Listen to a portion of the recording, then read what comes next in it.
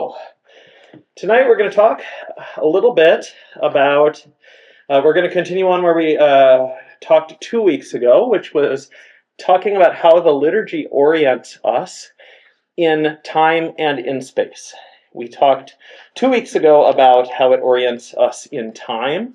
If you recall, we talked about liturgical cycles. We talked about fasting and feast days. We talked about the Menaion, right? Those 12 volumes of monthly commemorations, and we talked about the daily office.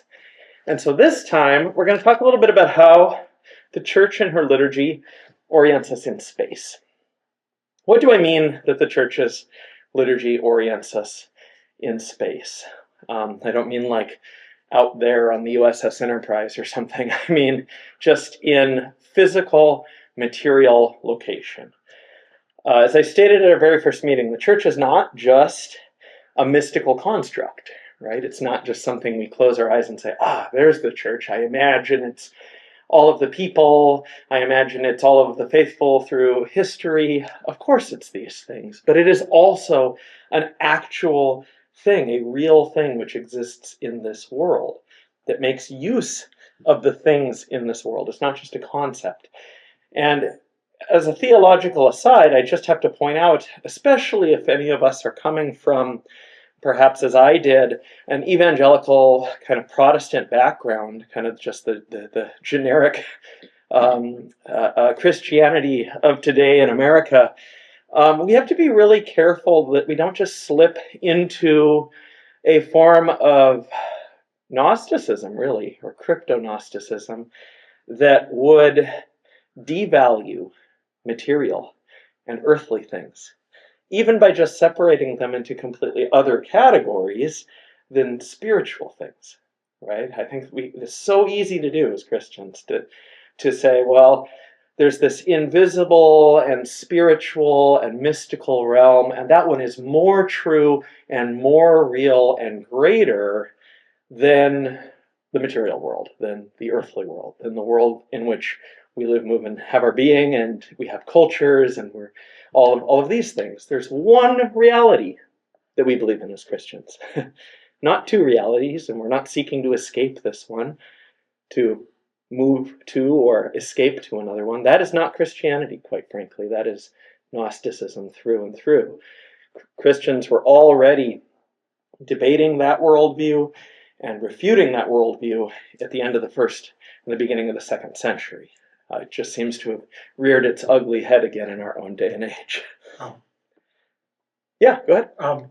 I had mentioned this in our last Thursday's men's group discussion, but you guys are reading one about the one story universe, so yes, exactly. But there was a remark that Father Elijah had said, which was every Christological heresy is recapitulated as a heresy of what the church is. Yes, it's very true. And then that is Christ just God? No. Is the church just the what you think of as the church? No, he's a man too.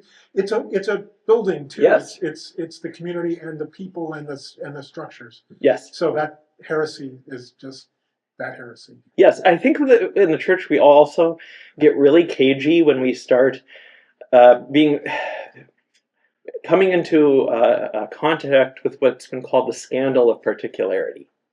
You know, it's easy for us to conceptualize of, a universal Christ the teacher or a universal Christ the Savior. But when we start talking about how God became a specific Jewish male in the first century in Palestine, that starts to offend people. They start to say, oh, well, surely we don't, it can't be that particular and that common and that. But that's exactly the theology of the incarnation, right? That God has entered into this world fully to become one of us, to become the stuff of this world, as common as, this book, as common as, any of these things, while still remaining God. Right? That should scandalize us. We should stumble over that a little bit in our brain. But if you've noticed that the Orthodox Church takes the material world and matter, which is what the material world is made up of, very seriously, you'd be right. And I think that's because we take the incarnation very, very seriously. I think that if God has chosen to reveal himself through the things of this world and the stuff in this world, in this one reality, this one storied universe, then he has indeed changed its very nature. There's massive implications for material and earthly things and their use and their meaning and so on and so forth. So, if the church is a very real thing which exists in this real world and makes use of the things of this world, then we can observe how it does that. And we can ask ourselves, what might it be seeking to tell us or say through those things? So what are some of the church's liturgical uses of space and material? What does your brain go to when I say that? Let's list some of these. Icons. Iconography, absolutely. By their very materiality, right? Because, at some level, they're wood and paint, right? Or mosaic, or a carving in ivory or wood or something like this. But they're also something more. Altar and iconostas and Yes. how things are laid out. Yes, architecture. Yeah. We're going to talk a lot about that tonight, actually, about both these things. Architecture. Anything else? Like the sensory Okay. candles or Candles. What else? Incense. Yeah, candles. Incense, yeah. Anything else? What are some other uses of space and material? Two more big ones I'm thinking of. Have not come up yet.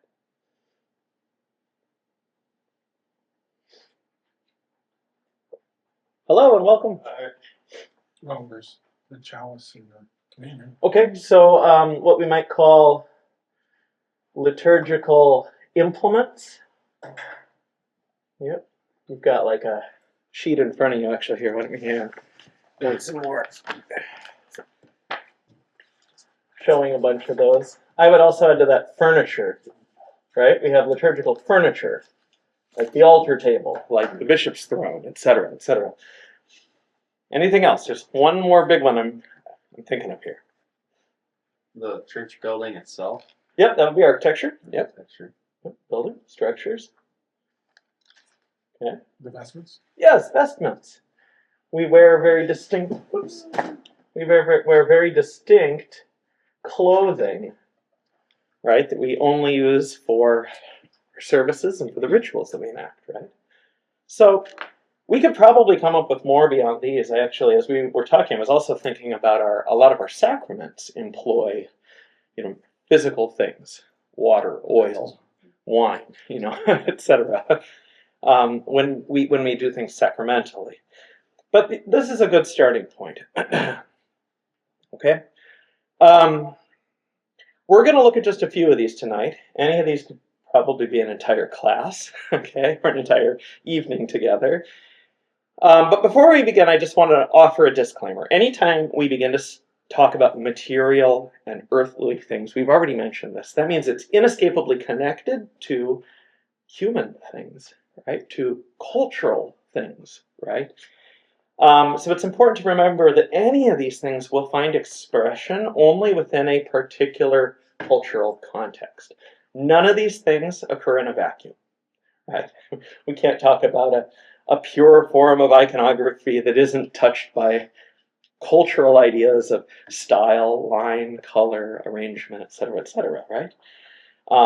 Likewise, good luck finding an architecture that isn't bound to a culture, okay? And there's many of these cultures. So I think another way that we slip into a sort of Gnosticism is anytime that we attempt to scrub our tradition clean of anything cultural or human, right? Again, all we have is this divine human, just like Christ was divine human, this divine human expression, right, of the church using material things. Okay, so I'm not sure it can be done that we just scrub these things clean of their cultural expression and say, okay, this is true, Orthodox vesture, removed from its Byzantine or its Slavic heritage. Good luck with that. And so I'm going to give you tonight what is kind of my best approximation of our liturgical uses of things, what's been handed down to us. But it's important to remember that is deeply culturally conditioned. It may be different in other jurisdictions. It might be different in even a church just down the street from ours. It doesn't mean that we're wrong and they're right or vice versa. It simply means that there are multiple expressions of these things. In trying to think through how that can be the case, how it can be that, the one Jesus Christ can be expressed in so many tongues and forms and shapes, it's important to go back to the words of St. Irenaeus, an opponent of Gnosticism, coincidentally, in the 2nd century. He was, his name itself means peacemaker, okay? Irenaeus, right? Irene is peace in Greek. And he was refereeing between two different Christian communities that were accusing one another of doing the wrong thing. They each claimed they had the right practice, this time regarding the dating of Easter. And he said to them, our diversity in practice, that is, the fact that we do things differently, confirms the truth of the matter. That if something is true, you'll have more ways, actually, of expressing it rather than fewer or a uniform way of expressing it. And so I'm going to discourage us from trying to find a uniform expression of things. It simply does not exist in the Orthodox Church. We have a diversity of practices, and that's just reflecting the human nature of these things. Okay, so let's work from the outside in. Okay, in other words, let's start with what's perhaps the most obvious orientation of the church in space. It's physical structure, okay? And then we'll work our way down through some of these other things. So, let me grab an eraser. I mean a napkin. What's some of the first things we notice about an Orthodox building, or the structure in which we perform the liturgy? Faces east. Okay, that's a great place to start. I'm going to use a word you all know, but I'm going to fill it with meaning tonight. An Orthodox church is oriented. And notice I don't even need to write oriented east, because that would be like saying ATM machine. It would be redundant. This word here, you all know, it means east, right? So to say that an Orthodox church is oriented says that it faces east, as churches have since ancient times.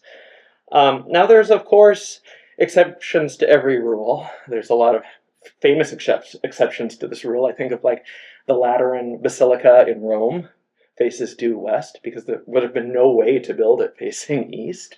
Most of the other churches of Rome do face east. There's other important exceptions to this rule, but if it can be accommodated, if it can be done, Christian churches since the very beginning have faced east. Why? Yeah. Is it because that's where the Lord will be coming from? So yes, it's believed that Christ will return from the east, but why is that? There's actually a reason that answers both of these things.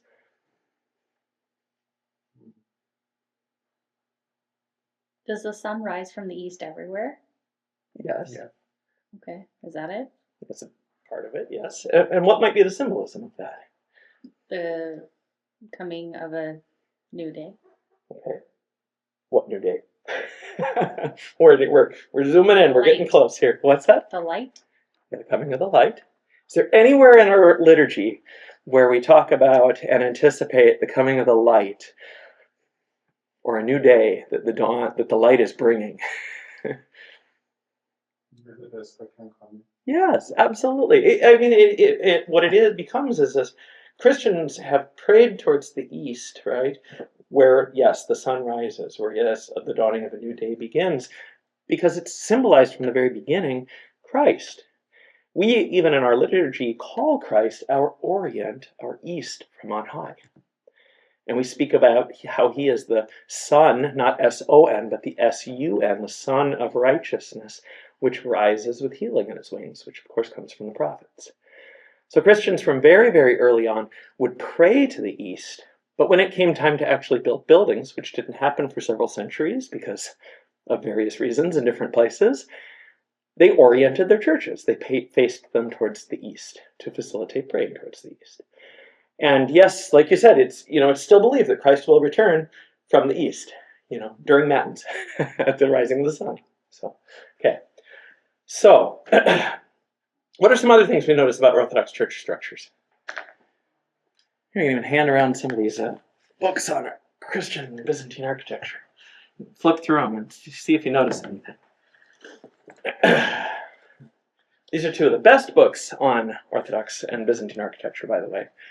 Cyril Mango's Byzantine Architecture and Richard Krautheimer's Early Christian and Byzantine Architecture, and both worth seeking out if you ever seen them. Yes? Usually Orthodox churches have domes. Yes. Thank you. Yep. Okay, so faces east. Domes. Why? Why domes? To represent heaven. Okay. Yes, the dome, both to the ancient mind and really still, if you walk into a large domed church, represents kind of the banner of heaven, right? The skies and the heavens over top of you. We use domes in the Orthodox Church instead of what a lot of the time? What do you see on other churches? Steeples. Yeah. Now again, there's exceptions. There's plenty. Look at St. Isaac's Cathedral in St. Petersburg. It's got one of the tallest steeples in the world. Now someone might make the argument they were trying to make an Orthodox church look like a Protestant church at that time and place. But nevertheless, there are a lot of Orthodox churches with steeples as well. I'm also thinking of the Carpathian Mountains in Romania and Moldavia. There's churches with very tall steeples. Now, there's a very practical reason to have steeples in some places, and what is that?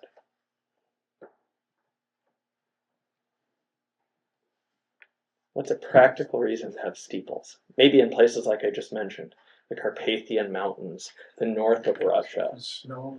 Thank you. It's why in Greece, when they build a dome, they can build it like this. What if you built a dome like that in Minnesota? That'd be done. Yeah. Right? The snow load would be immense, right? So this is why in a lot of Slavic lands, they still build domes, but they build them like this, right? So they can still shed snow. Hence the onion dome, right? But a lot of churches still even have steeples and lanterns and other shapes at the top. So that's kind of the practical reason. And this is we run into it right away, and so I'm going to just lay it out right here. Anything and everything that we look at in the church, for the most part, has two different meanings, if you want to put it this way. One that was probably the primary and first reason is always immensely practical, right? We think about something like, I think about, what did I put down here? Oh, the great entrance in the church, right? Where we come out, we carry the gospel book, and we go around and we go back in. Initially, in the great church of Constantinople, the Hagia Sophia, the great entrance was the point at which all of the clerics would come out of the altar and they would meet those bringing the gifts from a separate building that sat on the north side of the church. And the emperor and his family would come down from the imperial loge on the second story, and everybody would meet in the middle of the church, and they would pray and make a grand entrance together. See? So that was kind of the initial, very practical reason. Okay, the people that need to make the entrance are the deacons, who are out in this other building. They're the bishop and the priests, who are in the altar, and they're the emperor, who's up in his loge. Okay, so they put together this ritual, this pageantry that had all of them meet on the floor and make the entrance together to bring the gifts to the altar, okay? But in time, let's say you're doing the liturgy and you're following the same book they use at Constantinople, but you're in the Arkhangelsk region in north of Russia, right? And you have a tiny church. You still do it, but it fails to have that initial practical meaning. There's no emperor there, right? You don't have a building outside. You have a little side table on the altar, but you still make that entrance. So its meaning actually shifts. You have people that start writing what are called mystagogies. Let me write this word up here. Mystagogy. It's kind of a silly sounding word, but what it has to do with is people in time would write these theological handbooks that would explain every little movement or thing in the liturgy and attach a symbolic meaning to it. Some of one of the most famous mystagogies is that of St. Maximus the Confessor, where he spoke about how each part of the church corresponded to a different part of the cosmos, and in fact to a different part of the human kind of soul and mind. Okay, those are mystagogies. Okay, and they're later applied meanings applied to these rituals and these rites. That doesn't make them less true or less right. What it does, though, is I think it shows us that it's you and I as human beings that are meaning-making creatures, right? And so if these rites and these rituals have any meaning, if the shape and the size of our building and the way we use it has any meaning, it's you and I that see that meaning and apply it to it, right? And so just important to keep that in mind rather than to search for some sort of universal, unchanging, I don't know, meaning that dropped out of heaven upon us, right? We build these things. We build churches, we paint icons, etc., to respond to the saving acts of God towards us, right? And so we can expect to find some human meaning encoded in these things. Okay.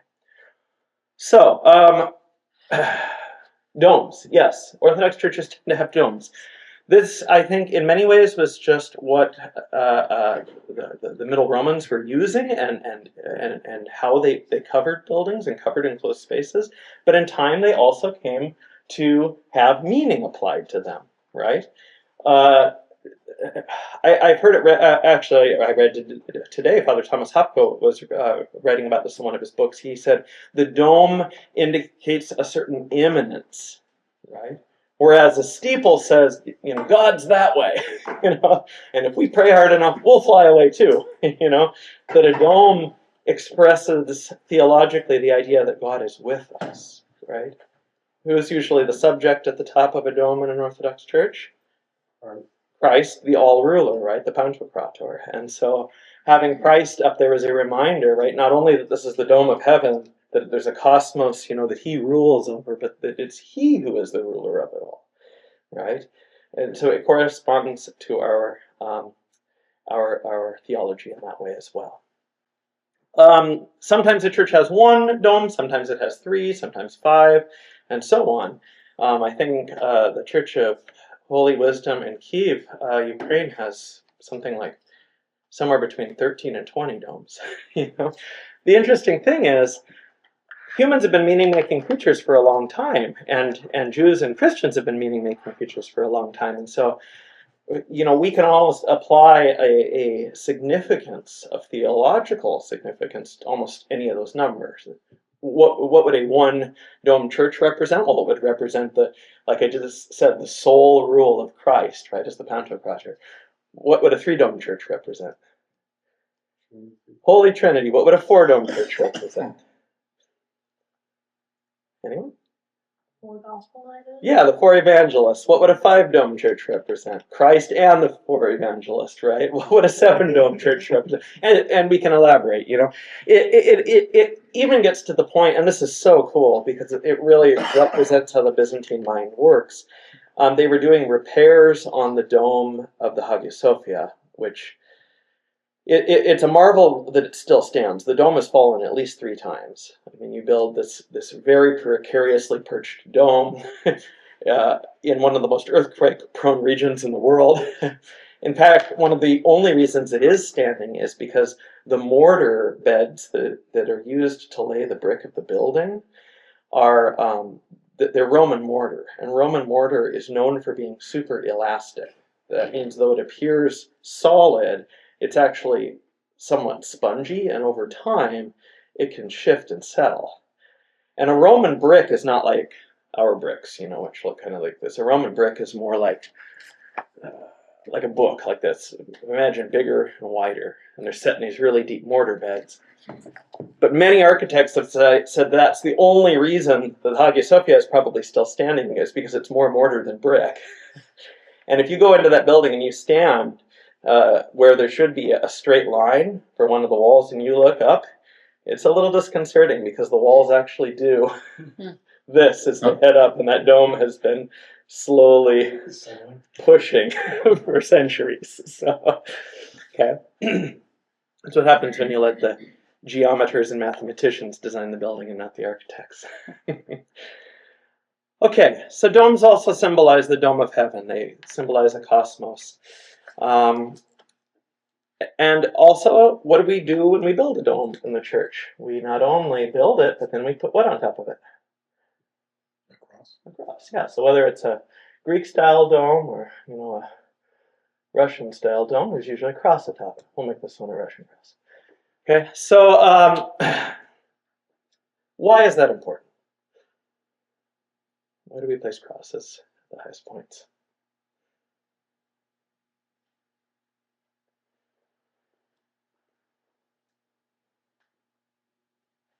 No wrong answers. Come on, someone throw So something you in. can find them when you're lost. Okay, so you find them when you're lost. Yeah, sure. It makes the church very visible wherever it is. That's part of it, sure. Has anyone ever seen maybe a picture of a medieval king holding something that looks like this, or watched Monty Python? It's also known as the Holy Hand Grenade. It is not the Holy Hand Grenade, okay? This is what is known as the Globus Crucisphere, okay? And it is an image of the earth surmounted by the cross. It's a symbol of Christ's domination, which is always ironic because it's usually some, ruler, human ruler holding it. But it's a sign that he's been given authority, right? Well, probably by the church, probably by, the ecclesiastical authorities to rule kind of in the place of Christ. But this image is ultimately an image of Christ's dominion. Well, if we just simply erase the bottom of it, we can see that's the top of the Orthodox Church in many ways. So it's a symbol of Christ's dominance and rule over the earth, okay?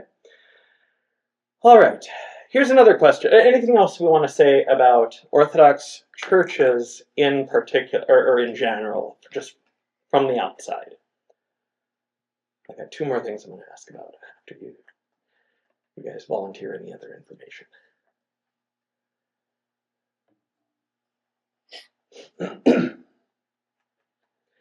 Here's a question.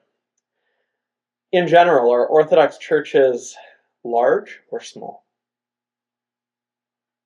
Yes. So yes, we can find examples of both. But generally speaking, if we took a tally of all of the Orthodox churches in the world, do they tend to be on the larger side or the smaller side? Larger. Probably smaller, I think. I've only been to two and Why would you it's say that? smaller. Why would each of you say that? I'm curious. In a community, the church is one of the bigger buildings because Okay. the people are coming to it. So no doubt churches are usually bigger than like domestic, like domiciles where Right, people right. live. Yes, correct. Right, they're smaller than the stadiums, but bigger than Okay. anything else, some kind of thing. And then why would you say small? I just guessed because a lot of the bigger churches are really well known and stuff. I mean, everybody knows, Yeah. but there's a bunch of little churches that people don't see Sure. that are Yep. not so popular as the bigger ones, I guess. In general, Orthodox churches tend to be on the smaller side. We're just going to leave that there. We'll come back to that, okay? But be thinking in your mind, why would that be? Why would, given the choice to either construct big or small, especially the Byzantines, especially the Slavs, and the people in the Balkans, chose to build smaller buildings rather than large? So be thinking, why would they do that, okay? Here's another question. Are Orthodox churches meant to be seen from the outside or from the inside? I would hope the inside. Okay. Why? That's where the people are Okay. and where I don't know. Where I guess the activities take Okay. place. Okay. All right. Okay, so yeah, an Orthodox church does need to be constructed in such a way that it does communicate something outwardly, but its primary way of viewing it is from the inside. I mean, look at the look at the Hagia Sophia. We probably shouldn't use that as a representative example of churches because it's kind of a white elephant. But even then, if you look at the building itself, before the minarets were added by the Ottomans, it kind of looks like a pile of potatoes, right? It's just lump, lump, lump, lump, lump, big beautiful dome on top. But you can't really see the dome from the ground. Most of the nice views of the building are ones that have been taken by helicopter or drone or something like that. I remember someone actually commenting, an architect at one point, thank goodness the Ottomans did add the minarets. It added a sense of balance to the building. Otherwise, it just kind of looked like a pile. Well, that's because churches are meant, first and foremost, to be seen from the inside, okay? As we keep talking, we'll discover why. Okay. What are some other things we can say about the church? Another thing we can say is that they often have and prominently display bells. So let's apply our twofold meaning. What's the immediately practical reason for bells? What do bells do? They let the community around know church is starting. Mm-hmm. Yep. Stop watering your chickens. We're so used to this and this, right? And having the time. And imagine what it was like before you had a clock, right? In your home or on your wrist. The patterns of worship, the worshiping life of the church, the liturgy of the church, in fact, dictated at what part of the day you were in, right? And what was to be happening at that time. They marked time and the seasons. Also, bells, at least in the Orthodox tradition, are rung in very specific patterns at certain points in the daily office and the liturgy, so that people that even are not at the church could still join their prayers to the people in the church at specific times, like the elevation of the gifts, or the singing of the hymn to the Theotokos, or so on and so forth. What theologically does that tell us about what the church believes?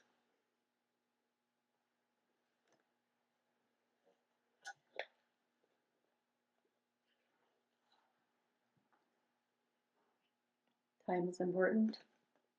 Okay. Sure. What does it tell us about people in or outside of the church building, though? Yeah. There's a question. Yeah. Um, There's someone has a hand up. yeah, well, it's just, what is the topic for tonight is the question. We're talking about how the liturgy situates us in space. 2 weeks ago, we talked about how the liturgy situates us in time. Tonight, we're talking about how it situates us in the material world, this reality. I think, personally, if you're ringing the church bells to let people that can't be at church know what's going on, there's no sense of exclusivity between those that are in the church and those that are not, or those that cannot be there. That's reflected in our prayers. Every time we gather for worship, we also pray for those that cannot be there for honorable reason, right? I think the church has always recognized that the thing is, it lives and exists in a society in which people have reason to be at church and reason not to be at church, for lack of a better way of putting it. And it prays for both. And it invites people to pray, not just in the church, as though that's the only place our prayers can be heard by God, but in all places and in all seasons, right? So someone could even be out in their field, working. They couldn't make it to the liturgy that day. Watering The their church, chickens. yes, the church still makes provision for them. That's saying something. That's amazing. Okay. All right, let's jump to the interior. Anything else we want to say about exterior of churches? We've got those 2 books. Feel free to flip through those as we're talking. There's so much about Orthodox church architecture I could say. I'm really, really flying at 30,000 feet here. Okay, let's talk about the interior of an Orthodox church. The interior of an Orthodox church is divided into, generally speaking, 3 sections. Now, I'm gonna draw. I couldn't find a satisfactory schematic of this, so I'm gonna do some drawing, and you guys get to enjoy it, or not. All right. There we go. Yeah. All right. 3 sections. What does that correspond to? What does that remind you of, having worship space divided into 3 sections? Yeah. The tabernacle and the Yes. Yes. Why would there be a correspondence between those things? The tabernacle, the temple, and early Christian worship, which I would say were the errors of and that we still practice. Because they're mostly Jews. What's that? They were mostly Jews. Okay, yes, so the early church was largely Jewish, and actually that's a huge part of this. There's so many people that try to show that early Christian architecture derived entirely from, Hellenistic culture, from Roman civil culture, or something like that, or civic culture, and it's like, it's pretty obvious in many ways. When Christians started setting up their churches, in the 4th century when it became legal, and even before, they were establishing home churches. I think the oldest church that we have evidence of is in modern day Syria. Well, no, it's at Yale now, because early explorers, think back to or not early explorers, early 20th century explorers, late 19th century, when they found something and it wasn't in Europe, what would they do? They'd carve it out of the rock, they'd put it on a train, and they'd ship it back to Europe, right? But in this case, I think actually that church was probably preserved from destruction for that reason, because this is in a lot of the same places that have been, in the news the last 10, 15 years because of ISIL and things like this, and the civil war in Syria. But it is the oldest evidence we have of a Christian church, and it's in a home, and even that corresponds in many ways to having a holy of holies, a holy, and a courtyard, if you will. Yeah. There was a comment here by Yes. Dr. Pepperman 10. Okay. Narthex and Nave, Father, Son, and Holy Spirit, I think, in relation to what you're Interesting. talking about. I've never heard it put that way. I'll have to give some more thought to that. So, That was my first thought too, was when you break it up into 3 sections, okay. yeah, Father, Son, Holy Spirit, like the Trinity. sure. Okay. The reason I was going to bring it up is the tabernacle, the temple, and Christian space also all correspond to heavenly worship space as it's described, especially in Scripture, right? Obviously, the tabernacle and the temple are, scriptural, from the Old Testament. But think about descriptions of the throne room of God in, say, Isaiah 6, or in the New Testament in Revelation 5, right? Where the heavenly court, if you will, is described as, the gathering of the apostles and the faithful around the Lamb, right? Or the angels attending around the throne of God in Isaiah. And so, in many ways, earthly worship has been set up not to mimic, it does mimic heavenly worship, but to correspond to heavenly worship, which is also one of the ways that we conceive of our worship. The prayer that the priest says as he makes the great entrance, actually, going back to the great entrance, explicitly asks that some of the angels, right, that are eternally worshiping around the throne of God, would also make this entrance with us and join in our worship. And that our praises and our words offered to God would be appended to those in heaven. Okay? So there's this sense that this is a facsimile of what is happening in heaven, just as the temple or the tabernacle was, and we are joining ourselves to the eternal and heavenly worship of God. Okay? So what are the different parts? Start up here at the top. This is east. This is always east. So we can actually, let's label these because this is helpful. When we talk about the church and what is where, it's always helpful to use the designations east, the north side, the south side, and the west, because regardless of whether the church is oriented or not, whether it's like this, like our own church faces east, and it's proper, or it's, I don't know, like the Lateran Basilica in Rome and it faces opposite, because of an accident of architecture, we're still talking, we can still say, oh, on the north side is the icon of the Theotokos, and everyone will know what we mean. Okay. So, what are the different sections? We've got 1, 2, 3. What do we call this section of this area? We're talking floor plan here, not straight up and down. Oh, yeah. Sorry. Yeah. This is not like, Okay. this is not like you walk in the door and that's the dome. Okay, You're right, on an Orthodox church, this could be an exceedingly tall nave, right? But no, this is a floor plan. We have to imagine, everyone know how to read a floor plan? This is like we're in an airplane. We're looking down, and the roof's been chopped off, so all we're seeing are the base of all the walls here, okay? From the balcony.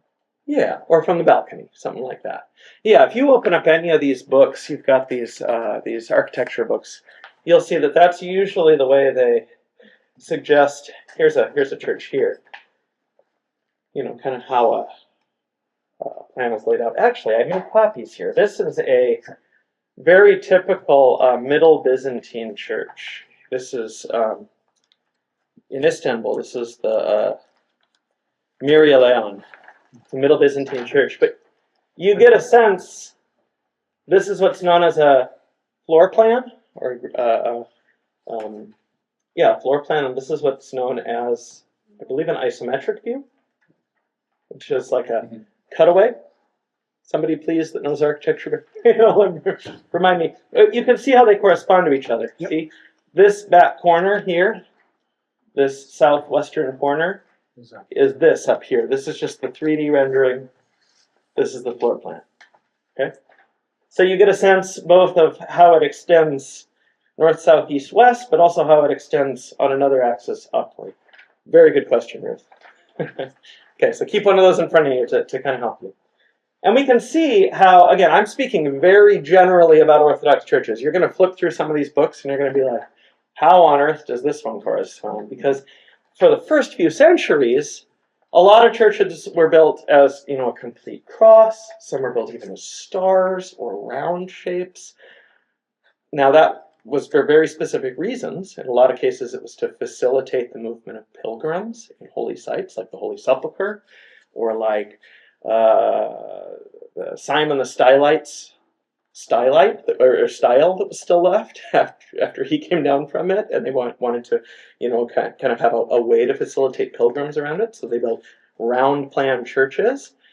But in general, we can talk about how Orthodox and Christian architecture corresponded to this kind of pattern. Yeah.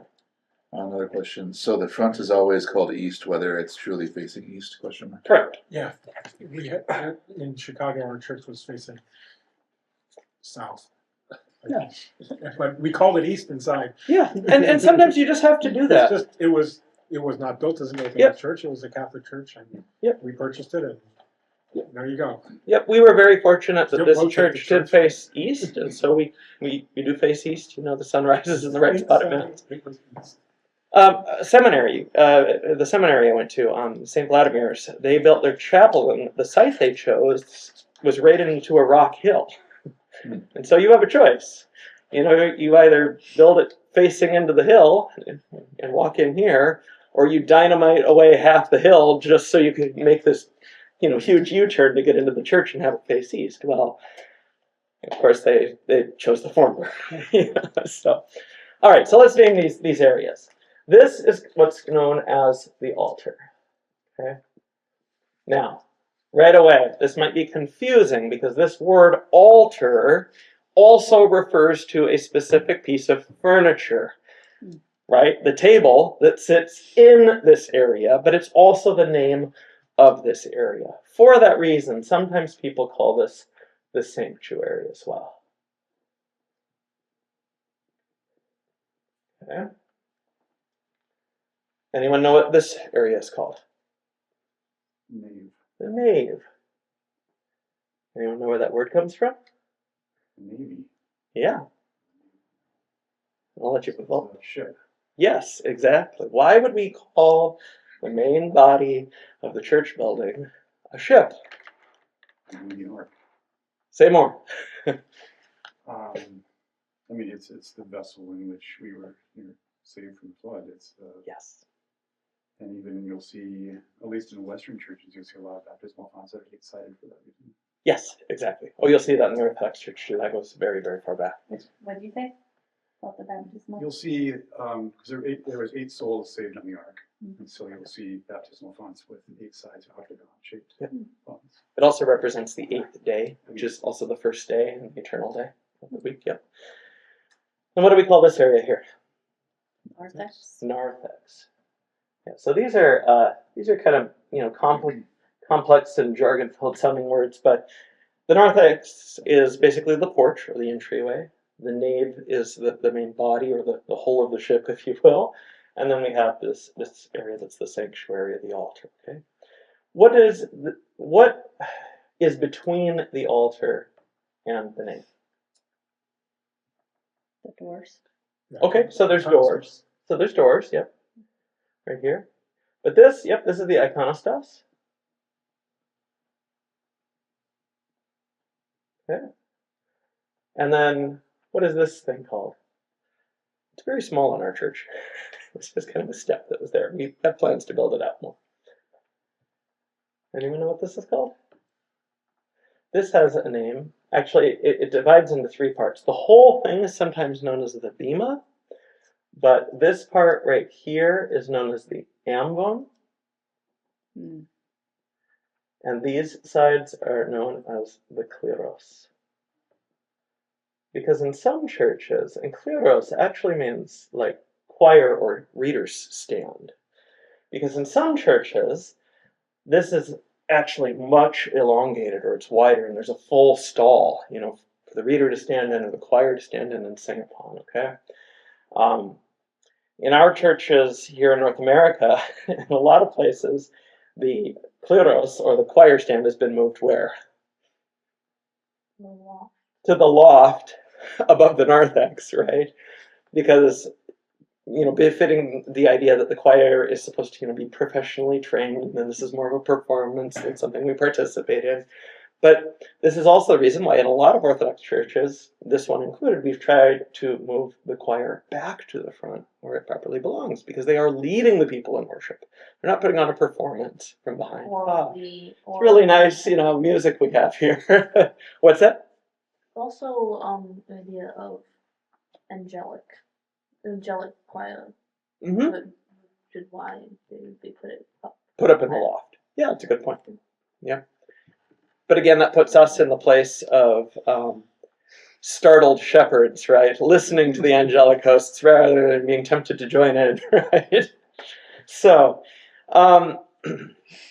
there will be an icon screen in an Orthodox church between the altar and the nave. Now, again, these vary so wildly, right?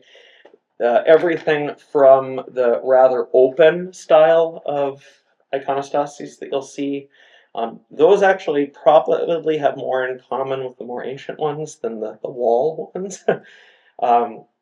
It's been found now in a lot of the churches, especially of Constantinople, which are kind of the model for Orthodox churches, that the iconostas was actually a low chancel barrier. It was something about the height of this table. It was carved out of marble panels with pillars between them. And only in time, now there might have been curtains, between to kind of, delineate sacred space, but only in time did that seem to be a convenient space to put, or place, or shelf to put icons in, right? And the icons became associated with this barrier. But what would have been the initial and practical reason for having a low barrier around the altar? I've heard it was a fence. Yeah, like a fence. Fence to keep animals out. To keep animals out. Now, I've never heard of that. Like if you're going to bring your offering in kind, you can't have a chicken one. Yes, but also, as I understand, at least from the Middle Byzantine period on, animals weren't even allowed into the narthex. So why would we need to worry about animals up there? Similar to have like a communion rail in the Western church. Sure. Okay. That's the explanation I heard at one time. It's close to the explanation I'm after here, which is, does this delineate any different functions for each of these three? What do you do in each of these places? What are each of these areas for? Let's come back to that question in a moment here. You had a question. Oh, yeah. My question was in relation to the need. So I think you related it to the ark, and with that, I wanted to know why. Is that the reason why on Sundays, when you're processing with the gospel, everyone comes to the middle? Ooh. I think they come to the middle because they don't want to be in the way as we walk. But it's also because when we bring the gifts, and we'll get into this as we talk in further weeks about the liturgy, that offering is not an offering only made by the clergy. Right? It's this is where Hagia Sophia will be helpful. In the Hagia Sophia, if we can for a moment imagine this is the Hagia Sophia, it's much bigger. There was actually a separate building on the north side of the church called the Sceva Fallachian. You don't need to know that word, okay? but in the Sceva Fallachian, when people came to church on Sunday morning, they would bring with them offerings. Okay? Not just one old lady that would make the bread for the church, but everyone would bring the most basic foodstuffs. They would bring loaves of bread. They would bring wine. We think, oh, wine, like that's, how fancy, But in the ancient world, where water was often suspect, right, and could give you anything from dysentery to tapeworms, You would add wine to it to kill the germs. you would add wine to it to kill the germs, or you would drink diluted wine at every meal, okay, because it was safer. And so you would be bringing with you to church these most basic foodstuffs, but making your best offering. And you would bring it to the Sceva Fallachian before you came into the church. Okay? Now, as part of the grand pageantry of the liturgy at Constantinople, at an early point on the service, the deacons would leave the altar, all except the one that was actually doing the litanies, and they would go to the Sceva Fallachian, and they would sort through all these tons of food that were brought to church, and they would pick the very best. And those were the ones that would be used for the liturgy. They would be brought to, there would probably be a priest out there, and he would start doing the service of proscomedia, and he would use the best and finest offering. Now, what do you think they did with the rest of it? Give it to poor. Exactly. Everyone's offerings went to feed the poor in that district of the city. It's a beautiful thing. Okay? The best and the finest offering was then made what was used for the service, and at the great entrance, there was actually a door on this side of the church. It still exists. They would make their way out of here and into here, right? The priests would come down to here, or the bishop would make his way down to there. And this is very Byzantine, okay? We don't do this anymore. The emperor would come down from his loge, which was on the second story right up here, the box seats. He would actually descend with his family and come here as well. Another scandal. Right? And we don't know whether he actually went into the altar or simply came there to, nod approvingly. But there are mosaics at Ravenna that show Justinian and his wife carrying the gifts and bringing them to the altar, right? And so you had this grand pageantry of, the religious and the secular, the civic side of society together entering into the altar and making. Now, the I sacraments. heard sometimes the great entrance, which is between the the antiphons and the beginning Yes. of the service, and Also happened outside the church. right, Yeah. they would all the Byzantine churches in the Yes. in the neighborhoods, they would basically process around the block Yes. and mix with the other churches processing. They might not go back to the same church they started at. Yes, this is what's called a stational liturgy, and it was very common in the city of Constantinople, where you had lots of churches in one spot. You would begin the liturgy at one church. It's kind of like have any of you done a progressive dinner before?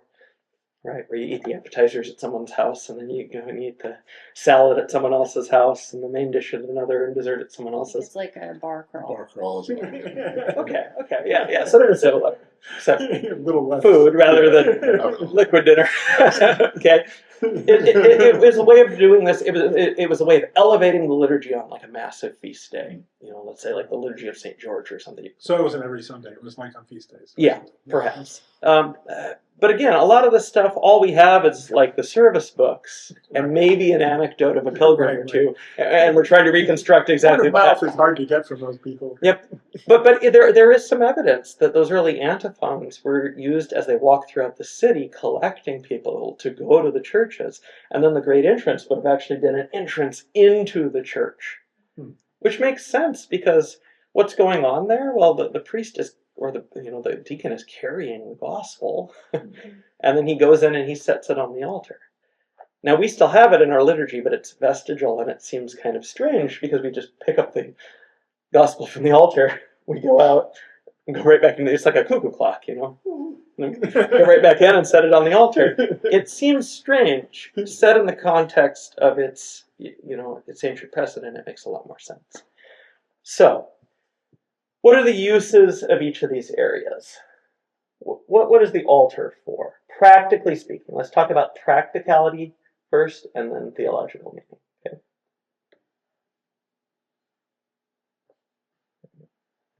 What's the altar used for, practically speaking? Prepare the gifts.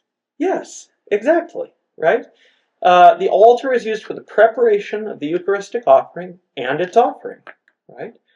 Who is that done by? Bishop? Yep.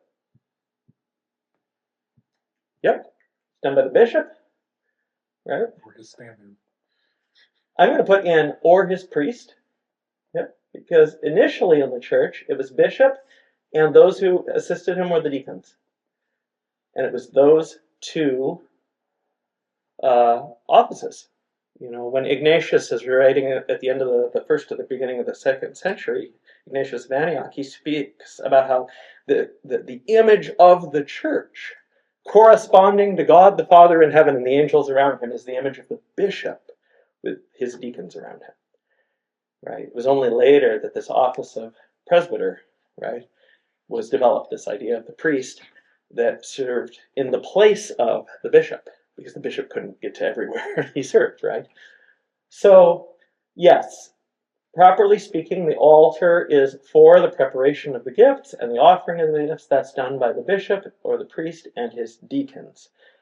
Therein is the reason that we needed a fence around it, right? Because unlike today, where everyone kind of hides back here, you think about something like a small Byzantine church, and you have 100 or 200 people packed into it. They probably just push forward. Hey, more of us here, go forward, we all packed in. And so an obvious problem presented itself because they still need room, right, to do these things without people crowding around, leaning on the walls of the altar, things like this. And so, very practically speaking, the iconostas was a rail to say it was for crowd control. Maybe animals too. I don't know. That wouldn't fly now. Okay. Also, altar servers, right? We should probably put that up here too. Servers, what we call acolytes. Okay. What do you notice about all of these persons, though?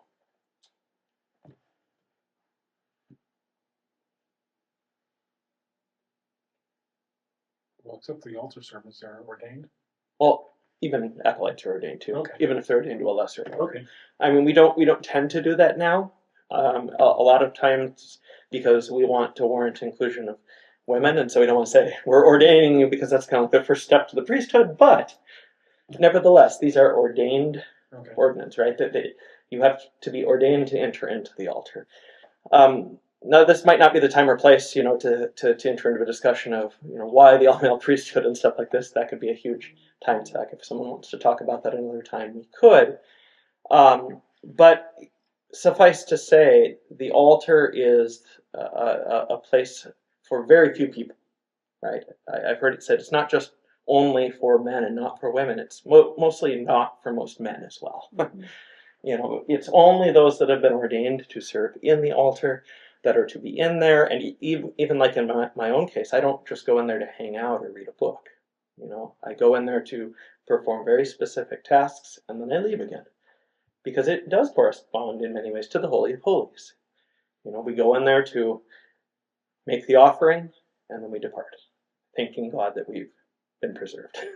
Okay, so also, if there are any other rooms off the altar, if you look at your sheet here, you see that this is what's a typical Byzantine construction. It's called a cross-in-square church. Now, it might just look like, I don't know, a network of dots, but if you just took a marker or a pen and you did this, you'd realize these 4 pillars are necessary to hold up the roof. See those 4 right there? And there's usually a dome, the main dome over top of them. You can see them up here. Okay, actually, in this church, those 4 have been moved outward, and they're supporting 4 half domes and then a full dome on top of that. You're getting kind of fancy here. But if you then take those 4 domes and you do this, you see that that describes the shape of a cross. And that's why this is called a cross-in-square church. Early on, Christians just simply built churches that looked like crosses. You know, they had a big long wing down here, a big wing over here, wing over here, wing over here, and usually a martyr's shrine right in the middle. But over time, architects got smart and they said, you know, it's a lot easier and it encloses a lot more interior space if we just do this. And it's still a cross. You still get that sense inside, you know, but you have more room. So when you do that, you end up with these kind of secondary spaces. So in this church here, this would have been the altar, everywhere from here back, okay? But you still have these 2 rooms right here. These are what are known as pastaphoria. It's kind of a silly word. It sounds like Rastafarian. Pastaphoria. And pastaphoria have very specific uses. They are of one of 3 sorts. They're either a room for the keeping of sacred vestments, which is called a vestry, for the keeping of the implements and the materials needed for the liturgy, which is called a sacristy, or they're simply for all of those things, plus more. Maybe when the deacon changes or something like this, then they're just known as diaconia, or they're known as, I've heard them called like a treasury or something like this, just where you keep all the things for the liturgy, okay? The solea, this part, this whole thing is called the solea or the bema. That's also for the clergy's use, right? But it's also kind of a place in between. It is a place in between, and it's the place from which these lead the faithful in worship, right? So that kind of describes all of the altar complex. We have the altar. Oh, one other thing I need to point out. This spot right here, whether or not it is adorned, whether or not it has a bishop's seat, is what's known as the high place. Every time and any time any of these cross that space, you'll notice they stop and they bow, they make the sign of the cross, and then they move on. That's because this spot above the altar represents the throne of God, right? The altar itself represents the throne of God. That space at the extreme east end of the church is a particularly sacred spot because it represents the throne of God or the footstool of God. I've seen churches where the iconostas during the preparation of the gifts for communion and communion prayers and stuff, there's like curtains pulled and there's no visibility from the Yes. from the nave to the altar. Yes, and I failed to mention this when we were talking about iconostases. Holy of holies kind of thing. Yes, that some iconostases are more transparent and permeable than others. Right? It seems the most ancient ones were completely transparent. You could see everything that was going on inside. Over time, remember that word mystagogy that I brought out earlier? Yep. Over time, and as clergy and lay kind of developed into their own separate subsets, right? And what was going on in the altar became more and more detached from what was going on in the nave. The people in the nave started writing mystagogies to describe the actions that they saw. Because imagine if none of those prayers were said out loud, the curtains were drawn for half of the service, and all you saw were these kind of moments where, like, they popped out with the gifts and then they disappeared again. They popped out with the gospel and they disappeared again. Over time, these explanations of the liturgy popped up that said, well, this is really what's going on. It's a symbolic description of Christ's incarnation. So the first coming, with the little entrance is his historic coming in time. The second entrance is his, the great entrance. Sorry, is the first entrance is the entrance with of the Word and the prophets into this world, and the second one is like his entrance into this world for our salvation and offering the sacrifice. And they attach meanings to these things. And these mystagogy are varied. They don't always agree with one another. Okay? Hand in hand with that, the iconostasis, rather than to remedy that by making them more transparent, became more and more opaque. Because it was kind of understood, well, these folks are going to be doing their thing in the altar, but these people couldn't possibly understand. So let's give them something to look at as well. So the iconostasis got bigger and bigger and more elaborate so that the story of salvation, the truths of our faith, could be seen by the faithful while they awaited those rare, moments of action. So that's what led to, you see some of the the Church of Christ the Savior in Moscow, right? I think it has like 9-storied, iconostas. And it's unbelievable. I mean, it's beautiful, but it is a wall. It's a complete wall. You can't see anything through it when the doors are closed. So, yes. There's a question. Go ahead. I think it has to go back to the eastmost part. Mm-hmm. Would that be our icon on the wall now in the east? Question mark. Yes and no. Yes, that space is usually reserved for very particular icons. And one of the icons that is represented there is Christ in glory, or Christ coming again in glory. It's a church named after the Ascension, maybe Christ ascending. In our case, it is appropriate to have an icon of Christ's resurrection at that end of the church. But also, as we'll talk about in a few minutes here, that's also the traditional place for the Virgin of the Sign. Or for even a church that's a basilica, for it to be Christ Pantocrator. In our case, we were having this icon painted actually for the back wall of the church, in what we eventually would like to do all the way around the church. But it was so big and so beautiful, we weren't just going to put it on the back wall of the church and, not see it. And so I talked to our bishop and I said, it is a bit of a departure from the norm in a Russian church. I said, but it's also our largest, most prominent and beautiful icon. And it is our patronal icon. May we put it above the altar? And he said, yes, of course. So one other part of the altar that I need to point out is the bishop often has a throne right here at that high place. Okay, right? Because he is that image and that symbol, right, of Christ's rule and of his church, right? And then any chairs or benches around that, often in the ancient church, they were just built right into this. This thing is called the apse. This marker is junk. This is called the apse. This little pop out here, okay? And in the ancient world, in a civic building, an apse was usually built around a ruler or a magistrate or a lawyer, or a judge, sorry, that would be deciding cases. So the meaning is kind of obvious. Now we put it in the church, we put it at the end of a building, and we put the bishop there, right? Okay, and we put the image of Christ there.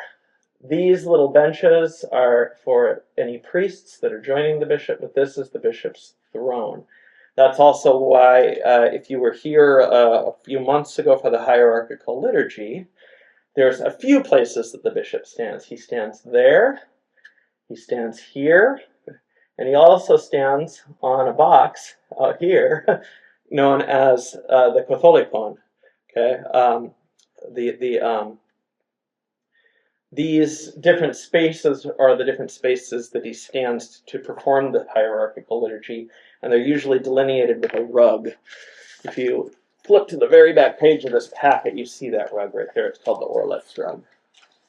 It says eagle here. They translated it for you. It says right above it, see the eagle Orlets. Those rugs get placed anywhere that the bishop will stand. Okay. Do we have this here, or he brings it with him? We drove to Minneapolis and borrowed the cathedrals. Oh, wow. Okay.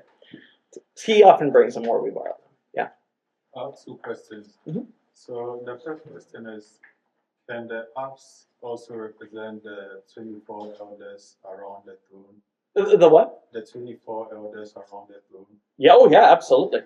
What's interesting about that and that reference from Revelation 5 or Revelation is it's unclear whether Revelation and the book of Revelation impacted and affected Christian architecture, or whether Revelation was written late enough that it was actually reflecting what the church was already doing, which is pretty cool. So, And the Yeah. second question is, why did the Greeks put the bishop's throne outside the iconostasy? I really don't know. I didn't go to Greek seminary. I can't tell you. I have no idea. But yes, you're right. In a Greek or an Arab church, the bishop tends to sit right over here. And he's there for like most of the service. And so anytime you do something, you pop out of the altar, you ask for his blessing, you go and do it, you return for his blessing. But he sits there for most of the time. I'm sure there's a historical reason for that. It probably goes back to, like, I don't know, that's where the ecumenical patriarch sits in his church or something. But I'm not sure what it is. This is the arrangement that the Slavic churches follow, and it's what I'm most used to. So, Can I answer a question on the altar as long as you're talking? yeah, anything else related to altar? Yep. Do you often see like a baldacchino? Yes, a canopy. In Orthodox churches? You do in a lot of Orthodox churches, actually. When we were talking about perhaps purchasing a church in Moorhead, that was my first thought, was let's put a baldacchino or a canopy over the altar just to kind of make the space a little more intimate because it's massive. That's one of the reasons it's done, very practically speaking. It's also done to represent, it's kind of interesting because that structure where you have 4 pillars, right, connected like this, and then you put a canopy over it, like this. That structure describes the shape of a church, like the center of this. Like a little church within a church. But it is. It's like a little church within the church. And often what's depicted on the underside of it are some of the same subjects you would choose to place on a dome. Even just stars or something like that. And so, yes, you do see them in Byzantine churches. You see them especially on the Iberian Peninsula. Like I think about, where you had that Italian. I don't know where I think Roman when I think about that. Yeah, absolutely. Crossover. Well, I think like St. Peter's, and it's giant, helix-shaped, pillars and stuff like that. So what Stephen's talking about is sometimes a smaller canopy, kind of a church within a church, is placed over the altar, within the altar. What you don't see is if there is a tall iconostas, they don't usually add this as well. And I've even heard speculation that at some point, maybe in the West and the East, there were like curtains and things upon this, again, to kind of delineate a sacred area within an area, you know. But if there were curtains, they're long gone. It might be also older churches. I was at a Catholic church in the Philippines once. Mhm. It was open on the sides. There were birds up there. Oh, maybe it's just to keep Maybe it's stuff just off. to keep Yeah. the birds It's I off. I had heard that, yeah. Birds from dropping stuff on there. There's I think it was in one of these books. I'll have to look for it, but there was a reconstruction. Yeah, here we go. Of what it likely looked like, and one of the ones had a canopy. I'm not seeing it here. So anyway, I'll have to look for that later for you, Steve. But here, actually, this gives us a good description of kind of how those low chancel barriers worked, and you might have to hand this around. But you can see how it wasn't a wall. It was like a lower kind of partition between the two spaces. So, all right. So, what is the nave for, practically speaking? These things are kind of easier now. What's the nave for? Worship. Yeah, it's the largest part of the church. It holds the body of the faithful, right? It's for the assembly, as we talked about 3 weeks ago. Is the literal definition of that word ecclesia that we translate church, right? This is the place for the assembly of the people. Okay, it's the largest part of the church building. Okay, now the narthex. What is the narthex for? Coming in. Say more about that. What do you do when you come into the church? Coats and shoes. Yeah, in many ways. I mean, practically speaking, yeah, you need an entryway, right? You need a way to ease the transition between the street, you know, where people are shouting at each other and selling cabbages and their animals are defecating and you know, whatever else is going on, and the nave where you're going to be worshiping, And right? it's a transition. I missed last week, but it's a transition from time to Yes. eternal time. Yes, exactly. It also has something to do with those who are new to the church and not quite Orthodox, or those who have committed some grievous sin in in Yes, some period of. yes. So if this is for clergy, this is the area for the faithful, then the narthex historically was the place for, we just named them all, catechumens. You've all heard the catechumens depart, let no catechumen remain. And if at some point you were a catechumen and you're, what am I supposed to do? We don't actually ask you to leave anymore. But initially, that served a very practical purpose. In a church like the Hagia Sophia, where you had thousands of people at liturgy, it facilitated giving the faithful communion by dismissing the catechumens, because they weren't going to partake of communion anyway. They might as well go out to the narthex, which is massive in Constantinople, and start lunch. You know, so they tell the catechumens, "You're dismissed. You may leave."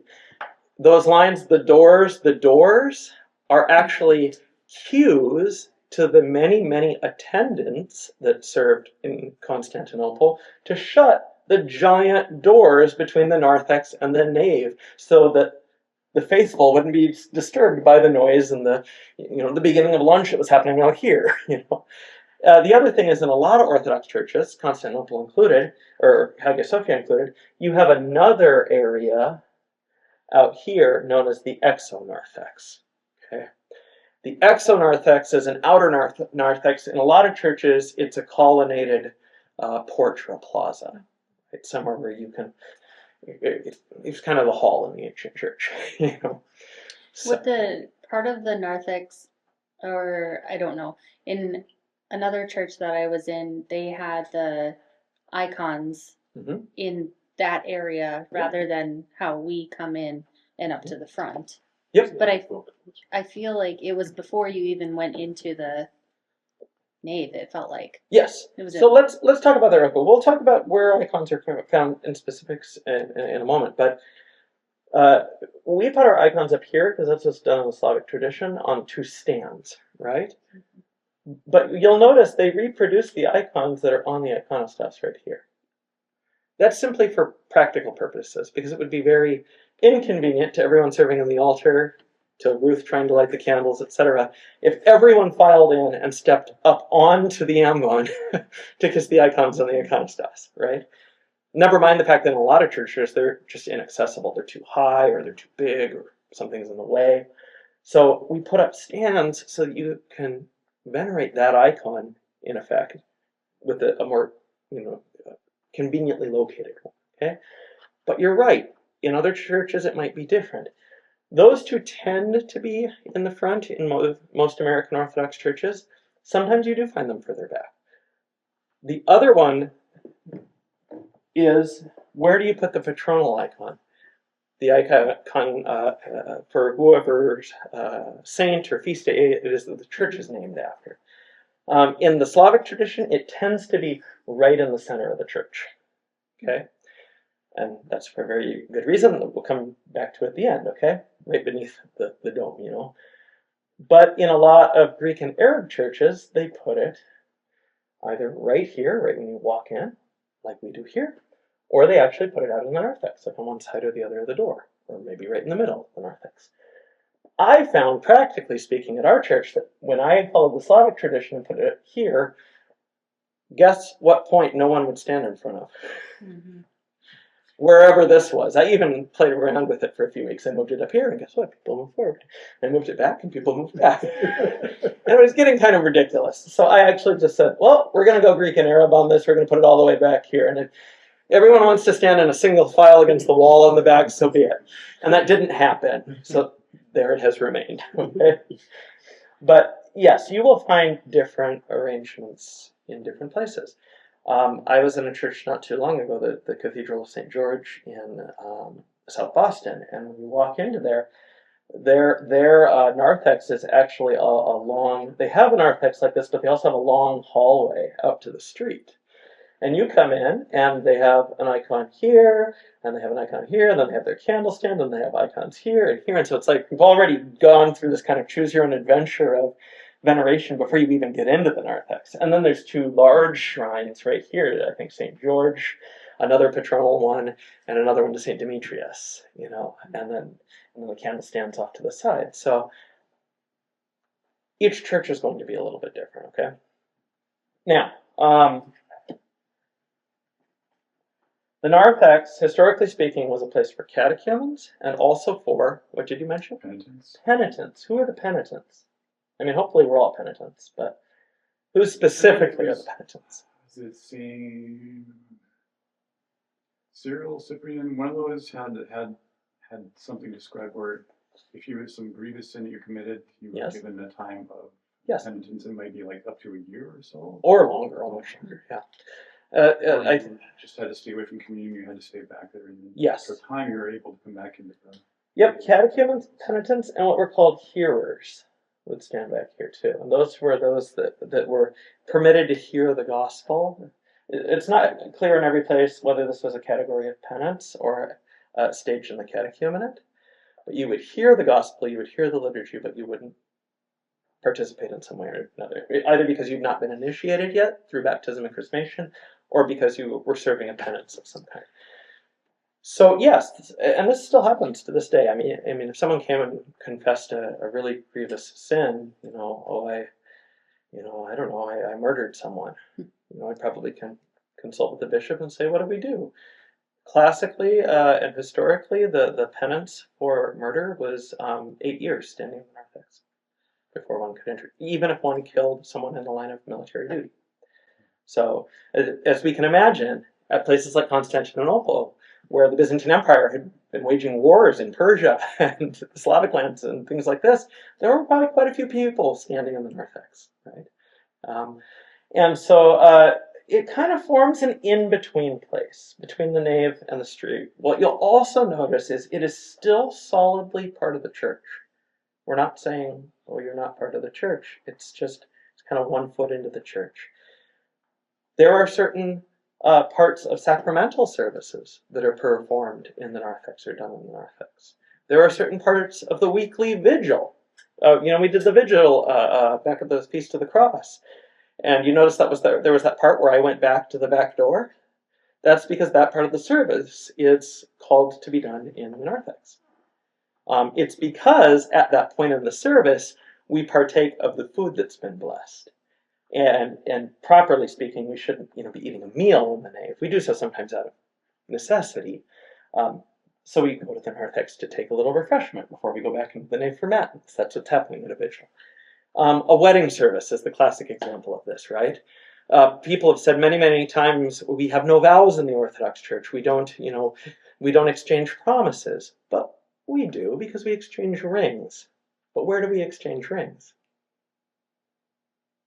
Where do we make vows and make promises between families and exchange and do the betrothal? Doesn't that happen on the step outside? Yes, Okay. the narthex. Yes, it's either the front steps of the church, the exonarthex, the porch, the portico, the narthex, whatever your church has. You use that space rather than doing it in the nave. I thought that was because of more. It was more like That was because you of what? got married elsewhere, and then you came in to have your marriage blessed. Yes. So what we're picking up on there is the same thing, because marriage was not initially a Christian institution. It was a Jewish institution. It was a Roman institution. But the church said, yes, we can still bless this. So a lot of times, yes, people would have gone through whatever folk rituals, family rituals, civic rituals, whatever needed to be done. But then whatever that had been done out in the world it was brought into the church to be blessed, to be crowned. Right? And we have a vestige of that because anything and everything that is not the crowning is done in that first part of the service, in the narthex or on the back steps of the church. Then we bring it into the church and we crown it. Yeah, you're absolutely right.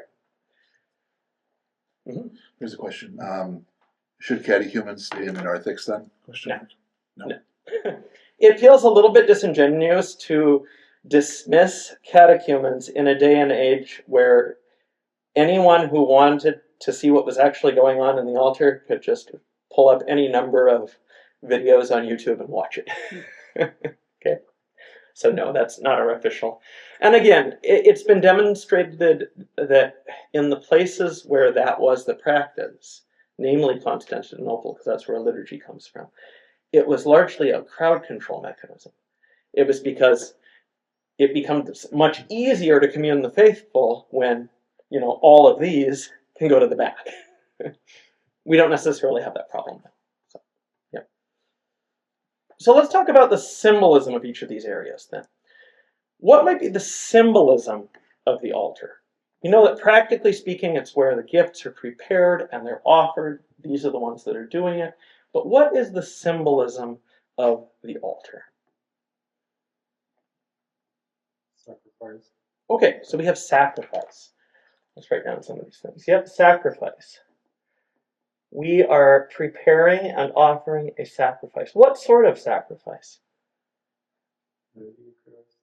Yeah. Well, but describe that, because my mind, when you say sacrifice, I imagine, the priest with the knife and the blood everywhere and the screaming of cows and cattle. We don't have that, as you've noticed. So what kind of sacrifice is it? It's a bloodless, right? Luis. Yeah. To commemorate the Last Supper. Okay. So yes, it does have ties to the Lord's Last Supper. That's usually really obvious because in a fuller iconostas, there will actually be an icon of the Last Supper right above the doors of, the holy doors, which is always interesting because outside the altar, it's the icon of the supper, the Last Supper, and inside the altar, if there's a meal depicted, what is it? It's different. Passover. This is Passover too. Yeah. Like 5,000 or whatever. What's that? When he fed the 5,000. No. The crucifixion. And the two almost look indistinguishable from one another, but there are differences. It's the mystical supper. It's the marriage supper of the Lamb. Right? It's the eternal, feeding of the faithful. Okay.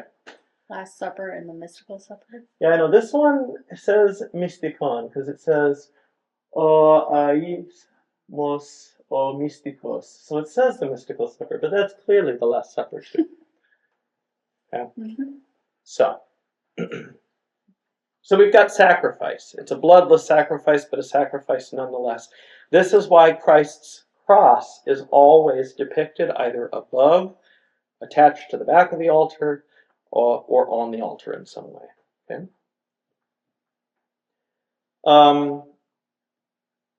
It's also why the image upon the altar on the antimension. Do you guys know what the antimension is? Flip to your first page. They've given Western names to all these things, so it says corporal. But this is the antimens. Okay. If you go down to the bottom paragraph there, you see it says antimens. This is a piece of cloth. It's a yellow piece of cloth in our case. Okay. Upon which is printed the image of Christ's entombment, right? And the 4 evangelists. Also usually has, the instruments of his passion on it as well. This serves several purposes, this piece of cloth, okay? It on a very practical level, has the blessing of the bishop actually written on it. He's signed it. He's dated it. He's said, you are authorized to do liturgy upon this piece of cloth, okay?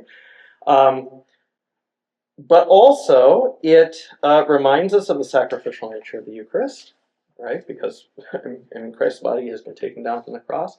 What do we set upon this cloth that makes that identity explicit?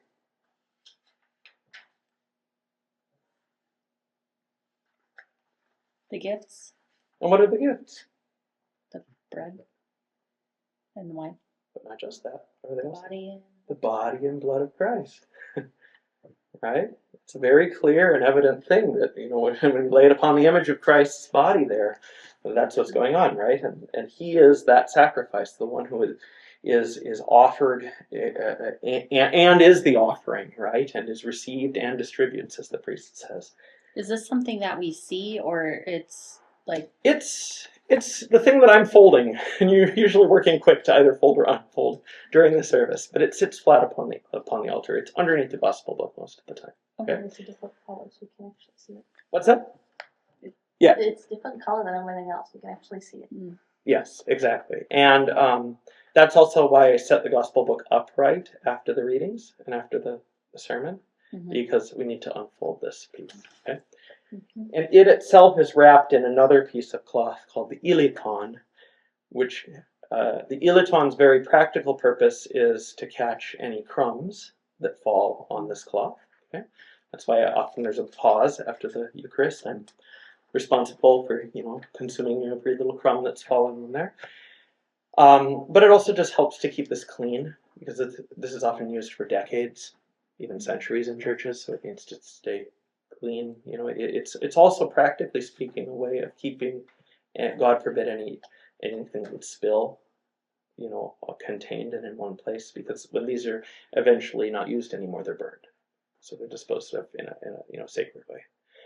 Also, in the back of the antimens is a little tiny pocket into which the bishop, and I do mean the bishop, it's one of his privileges to do this.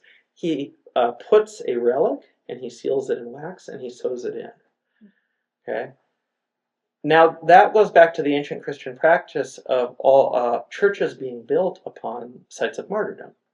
Right? It's a clear and obvious reference to the fact that the blood of the martyrs, going back to the blood of Christ, the proto-martyr, is the foundation of the church. Right? So in a consecrated church, a church that has gone through the rite of consecration, ours has not, because we are so recently made a parish. So our church does not have this, but usually inside the altar, there's a little tiny box that's suspended about halfway between the ground and the top of the altar, and into that box goes a reliquary containing the relics of usually multiple saints, at least 3 or 4, one of which is required to be a martyr. But like I said, ours is not a consecrated church yet, and so instead we rely upon the relics that are inside the antiments. That word itself, antimension, means in place of or instead of the table, which gives us a clue as to what its purpose is. Because yes, we can set it on the altar table in the church, even in a bishop's church, and serve liturgy on it. But what is also great about a piece of cloth with a relic in it? It's portable. What's that? It's portable. You can take that anywhere and serve liturgy. And it serves the purpose of in the place of the table. I've actually talked to OCA priests that were chaplains in Vietnam, and they talked about how an antiments fit perfectly on the hood of a Willys Jeep. So they'd park the Jeep facing, west, and they'd face east, and they'd open the antiments on the hood of the Jeep, and the Jeep became the altar. So. Does this come when you do liturgy, like? Yes. Okay. This is the last and most important thing I bring. So I pack up everything for the chapel, and then when I take off, usually my last stop is to grab this from the altar and put it in the car with me and go. So. And is it like one relic or several? It's one relic in these. It used to be St. Herman of Alaska, and that's actually where the relic for our kiot came from, because we retired our old antiments. They requested it back at the diocese, and I asked that we could retain the relic, and they agreed, and we enshrined it there. Our new one, usually it specifies, in our modern day and age, the bishop just writes in permanent marker who it is. This one simply says unknown Russian martyr. Okay. When I asked about that, they said it was a martyr of the Stalinist purge in the 1920s. So probably just one of the faithful who was killed for their faith. So. All right, so we talk about sacrifice when we talk about the altar. It's also why the image on the altar is that of Christ's burial and entombment. We also, though, refer to the altar as the footstool or the throne of God. Okay? And we treat it that way. I mean, in the liturgy, you don't pass in front of the altar in an Orthodox church without pausing, right? Bowing, making the sign of the cross, and moving on. To not do that would be rude, right? What I think is significant in the Orthodox Church, though, is when you combine these two, what does that tell us? If the same thing that is the altar of sacrifice and is the cross is also the footstool on the throne of God, what kind of king do we serve?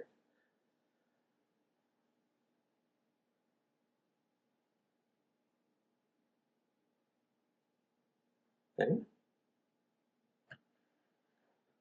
What was the question again?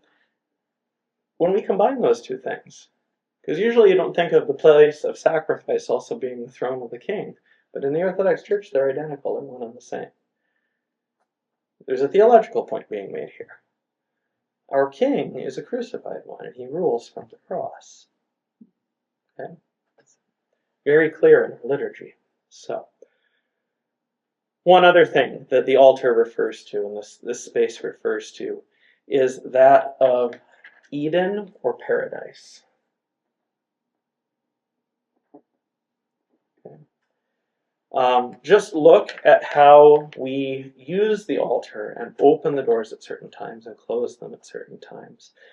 Consider the Lenten cycle, right, where we go from, we close the doors and everything's penitential and plain, and we're clearly outside of Eden, right, and we're bemoaning that fact and our exile.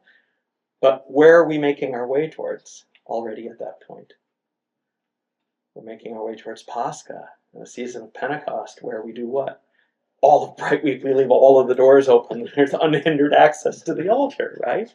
So it describes in this sense, this kind of pilgriming sense towards the altar, our spiritual life, right? That our sin has shut the doors the gates of Eden, right? And we are in exile, and that is lamentable. And yet, God, by his action on our behalf, has opened them again, right? And made us to partake of the tree of life, which is paradoxically the cross, right? Christ is its fruit. To bring all of this together, I think there's one prayer that's used liturgically. It's when the deacon is censing the altar right before the service begins, and he's usually saying it quietly, so you don't hear it. These are the words. As he censes the four sides of the altar table, which sits right here, he is saying, in the tomb with the body, in hell with the soul as God. Because that's interesting, the altar often represents Hades as well. Okay? In paradise with the thief, and on the throne with the Father and the Spirit, wast thou, O boundless Christ, filling all things. Okay. All right. We already talked a little bit about how nave is related to navel. It reminds us that the church is a vessel, right? The ark of salvation. But also the nave is frequently cruciform, right? If a church is one like this, here, I think I have another paper for you guys. Here it is. Here's a few other descriptions of churches, and this one actually includes the iconography. So you have a list, and you can correspond by code what the icons are. This is just 3 representative churches from the Middle Byzantine period. So the middle of the middle of the medieval era, the middle of the Middle Ages, if you will. These are 3 monastery churches. But you can see how, even though they differ from one another, again, these are floor plans, they still correspond to the 3 basic regions, right? You have altar, right? You have a large enclosed nave with a dome over it, and you have an entryway. You have a very small altar at Daphne, and a very large nave, and an even larger narthex. Okay? And then down here, you have a very small altar, a pretty small nave, and then a very large narthex. So they're all variations on that theme. Does someone have my Mango book, the silver one? Could you hand me that one real quick?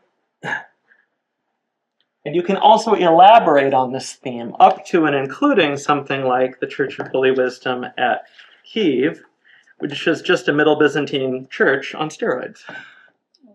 See that? Wow. Yeah. That's a church with 4 additional aisles on each side and 4 narthexes. But it's a Middle Byzantine church at its heart. So the nave. The nave is frequently cruciform. It often is where those 4 pillars are that are holding up the dome. And so, we kind of have this cross-shaped pattern upon it. That also reminds the faithful that they are the body of Christ, right?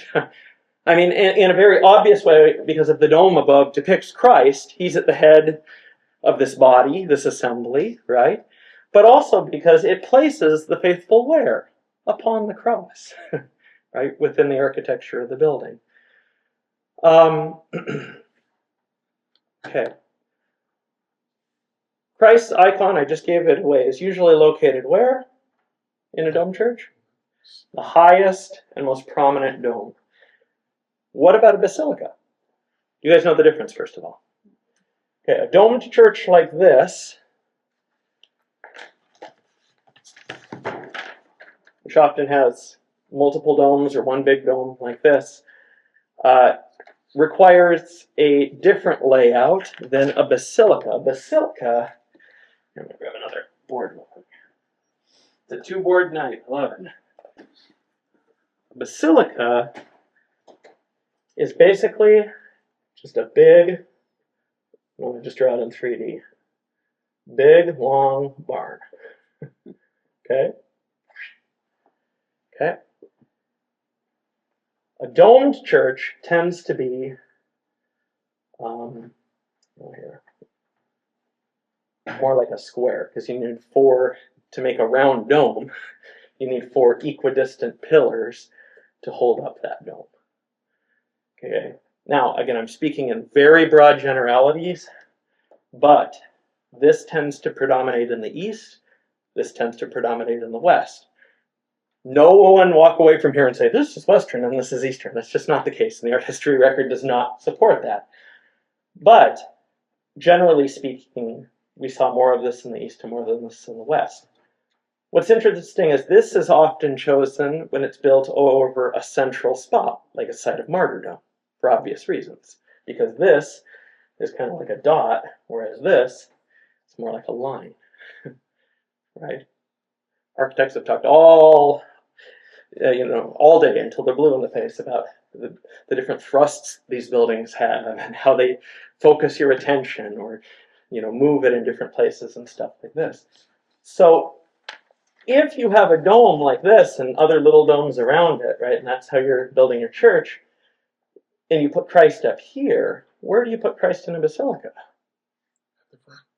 Yeah, exactly, on the eastern wall, right? Because this wall back here becomes the most prominent one. So Christ is usually depicted here, right? Like in our church. Our church is a basilica, right? As a lot of Western churches are, as a lot of just churches are. And so where should Christ be in our church? Well, we're not going to put it on a side wall, or something like this. You're going to put him at the very end. Or you're going to punch out a part of the roof, and you're going to build a lantern, and you're going to put him up in there. Okay. What's the second most important spot in either of these churches? It's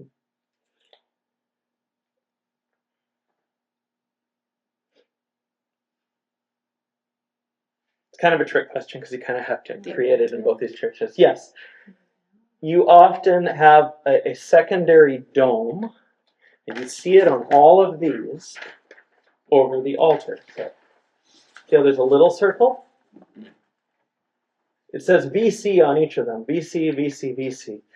It's the dome over the apse.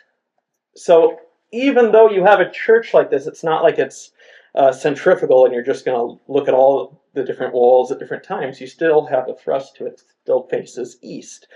And so the second most important space is the space above the altar where you're going to be standing and staring for most of the service. In a church like this, you either create a hierarchy going down, or you have top register, second register, third register, or you develop it outward where you have first register, flanking figures, tertiary figures, etc. Either this way or this way, and you just build it all out from that back wall. Okay. So we'll come back to iconography in just a second. I'm just giving you a sense of different styles of churches. Okay. Regardless of the style of the church, the nave is still the largest part. In a basilica like this, the altar is going to be crowded down to the very end, like it is in our church. That's going to be where the iconostas is, right in the doors, and everyone's going to stand in here, right? In a domed church, you're actually going to push the altar outside of the big dome. It's going to be beyond the dome, kind of back here in the secondary dome.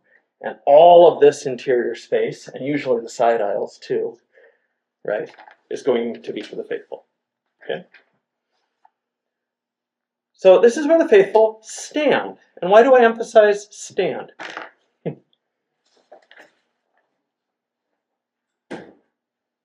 Why do I say stand? Yeah, I loved how Hapgood put it. So this is from Isabel Hapgood. It's a manual of liturgical instruction that was published in 1922. It's probably still the most straightforward and best resource for what we do in the OCA and the Slavic tradition. It comes from older Slavonic books that she translated into English in the 1920s. She, actually, in the preface, it's great because she's like, I attempted to get a more formal preface written, but they're kind of busy in Russia right now because of the revolution that just happened, 5 years previous. And so she talks about her attempts to get actually now Saint Tikhon. He had read through it and approved it, but he didn't get a chance to write a preface to it. So, but if you skip to, where is it? The third page maybe in here? Yeah. Skip to the fourth page in my packet here. It says attitude. Only 2 attitudes are recognized as befitting the house of God. standing, and kneeling. That's also scriptural, right? There are some moments of the service when sitting is proper, but usually it is tolerated only as a concession to physical weakness. On Sundays and feast days, with few exceptions, the rubric of the church does not permit kneeling, that is, reverences to the earth. So really we're talking about standing or prostrations, right? From Holy Easter Day, that is Pascha, until Pentecost, Trinity Sunday, no kneeling is appointed. The joy of the worshippers at that season is held to outweigh even their sense of lowly penitence for sin, which prompts to kneeling. Okay? All right. So why then do so many of our churches have pews?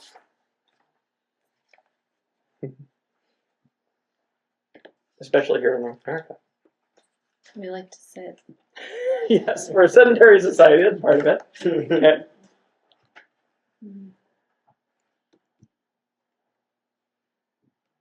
They came like that? So it doesn't feel so alien. Some of them did come like that. Like Yeah. when we bought this church, it had pews. We had to take them out. Yeah.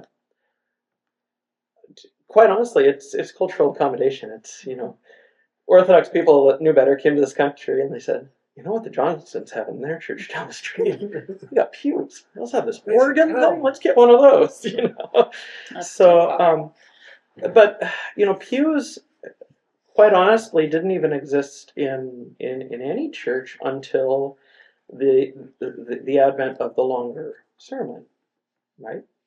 When all of a sudden the focus of the service became listening to a 45-minute lecture rather than actively participating in the liturgy of the church, right? You needed a place to sit back and take that in, right? I mean, we still sit even during the sermon. We just sit on the floor. But there's definitely a difference, right, between standing ready and partaking actively of something versus passively taking something in. And just practically speaking, we believe that in church we're standing before the king, before our king and our God. You stand before the king. You don't sit before the king. Okay? And they get in the way of Orthodox worship. All right. If it's a cathedral church, there's something in the middle called cathedra, right? Literally the chair, but meaning the chair for the bishop. Sometimes located here, sometimes located here, sometimes located here in the Greek and Arab tradition. Okay? Also candle stands, places to put candles and other offerings. The narthex we talked about is the entryway of the church. It's an in-between place. And we also already talked about its theological function because it's a place for catechumens and penitents as well. So let's talk just for a brief moment before we're done tonight. We got about 8 more minutes here. Of the arrangement of the images upon the walls. Okay, what we're talking about when we talk about the arrangement of the icons, we don't just put them up haphazardly. At least they shouldn't be put up haphazardly. Anytime you have more than one icon in the room, you have to arrange them in some way, right? They have to be in relationship to one another, right? And what we're talking about there is programming. That's what it's called, programming. Every church that you will walk into has been programmed by someone, okay? And that especially applies to these ancient examples, okay? In addition to the iconographer, in addition to the person who, that is the person that painted the icon, in addition to the person who paid for the icon and probably chose what its subject was, there was no doubt another person, hopefully theologically minded, that said, we should put these together in some comprehensible way, okay? So when you put icons in proximity to one another, they either speak to one another, right? I'm not meaning like magically, I'm just saying like meaning-wise, they speak to one another, right? They draw out the meaning of perhaps a liturgical action that happens near them, okay? Or they contribute to some overall sense of order within the church. We've already been talking about ordered space within the church, okay? So the icons themselves contribute to how the liturgy shapes space, right? And uses space, right, to speak to us. Now I can get in real trouble here if I don't point out that programming varies wildly, okay? I can speak in general of what you might expect to see where, but that's why I printed out this sheet, because I want you to see that though there are some kind of norms to where things end up in an Orthodox church, even between three monastic, that is strictly liturgical churches, right, of the Middle Byzantine period, there is variation, okay? Different churches have different programs, different theological aims. Their imagery may not conform to a generalized scheme. Okay? Generally speaking, we've already spoken about what one could probably find in the central dome of an Orthodox church, and that is what? Christ. And specifically Christ, the Pantocrator, yeah, the all-ruler. That's what that means. Panto, right, means all or every. And krator has to do with rule, right? So he is the all-ruler. He's depicted in half bust, right? From, half up, and he's holding the book and he's blessing, right? He's coming in judgment, right? What's interesting here is Daphne depicts Christ Pantocrator. That's what CP stands for. If you go over here to the key. Daphne has it there, and it is still there. I was confused because I thought Hosius Lucas also had one there. And I looked it up, and it indeed did have one, but the dome fell down in an earthquake. Oh. And when they reconstructed it, they painted it on rather than mosaicked it on. So there is one to this day It's painted. there. Yeah, mosaic. But you see, the instinct was even, it fell down, let's put it back up. Uh-huh. Likewise, Neomoni on Chios, this church at the bottom, which is a tiny and very elaborately adorned church, it was an imperial project, also had one, but its dome fell, and when they put it back up, it's unadorned now, it's just a plain dome. So, but that would be the place for it. The secondary That's dome adorned and unadorned. has an image or does not have an image. Okay. Adorned or unadorned. Adorned with an image. Yeah. Second most important spot would be the spot above the altar inside the apse, right? It says VC, VC, VC. What is VC? Virgin Christ. Virgin Virgin. Child. Child. In the Orthodox tradition, that is usually also the Virgin of the Sign. You've seen that one. It's the Theotokos with her hands outstretched. And then she has a roundel here, which is kind of a separate region or separate register. And in that space, you have Christ as a child, right? It indicates actually Christ in her womb, right? But he's already blessing, right? He's already the Pantocrator in some sense, there within her womb. Why would that be theologically significant to place the Theotokos with the child Christ within her above the altar? That's going back to the Jewish church, the Jewish Okay. synagogue, the Holy of Holies, Okay. which is the thing. Yes, she is the living ark. She is the living tabernacle and temple. So yes, there is that connection being made. Also, what does that icon of the sign represent? Two different things I'm thinking of. Is it the incarnation? The incarnation. Yes, it's such an obvious image of the incarnation, right? God become flesh for our sake. And what happens liturgically right below that icon? Christ is made Flesh for our sake, for our life, right? So there's the connection between the incarnation as a historical event and the incarnation as an ongoing reality, right? Right there, okay? One other thing I'm thinking of. It's also above the bishop's throne. Okay, yes, say more. So it would be. That's one I didn't think of, but you're right. Christ seated on the throne in a sense. Yes. Whereas Christ, or the bishop being the image of Christ for us, also seated on the throne. But I can tie this into my third too, because when we sing hymns, when the bishop is standing in the middle of the nave and we're vesting him, what are all the hymns about? The Theotokos. Yes. And the Theotokos specifically in what capacity? As the bride of God. Right? We are dressing the bishop and we are vesting him, right? But as a bride being made ready. He is an image of the church, as is the Theotokos. right? The Theotokos is an icon of the church, okay? And so that's all made very evident when he sits below that icon as a representative or an image of the church. And going back to Ignatius, who speaks about where the bishop, is, where I can't remember how this should be most properly translated, but he speaks about where when the bishop is gathered and the church is gathered around him, that forms this image. Where the bishop is, there the people gather for where Christ is as the church. Yes, exactly. Okay, speaks of his role as that exemplar of the church, of that representative or that image of the church as well. So, first dome, Christ, or most important position, because we obviously have to translate this to a basilica-style church. Second most important spot, the Theotokos. Now let's imagine you have a church like this one that has a high dome. It has a dome above the altar, but then it also has these 4 other, or maybe, on some churches up to, 6 other domes around it. What do you do with those ones? As you said earlier, with the gospel, authors of the gospel. Yeah, so if it's 4, it's usually the evangelists. What's nice in a cross and square church is usually have 4 giant pillars, and those often even get named after the evangelists.